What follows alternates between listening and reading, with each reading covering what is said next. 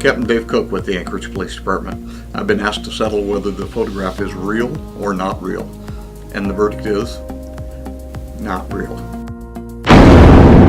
The photo came about when I commissioned a poker chip for each of my staff at the Anchorage Police Department in 2012. I asked a photograph be photoshopped bringing the Northern Lights in over the police station and put it on a poker chip that you could see.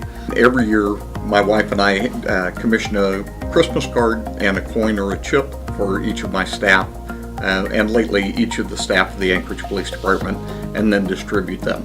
Around the rim of the coin it says, "Thanks for the support through the year. No finer staff could a commander have, Captain Dave Cook."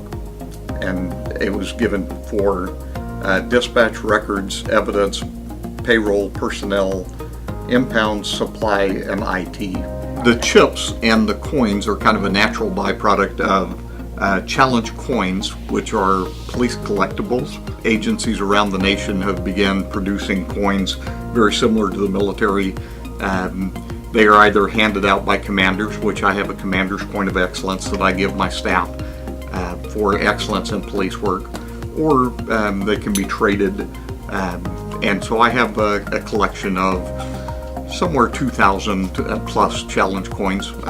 My wife says I'm a hoarder. I don't know how she comes by that, but the most common explanation is that World War I wealthy aviator had coins made for his unit.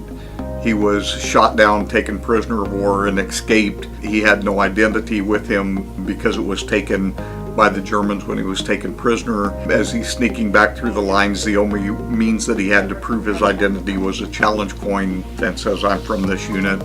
So congratulations to those of you who figured it out, that it is in fact a Photoshop photo.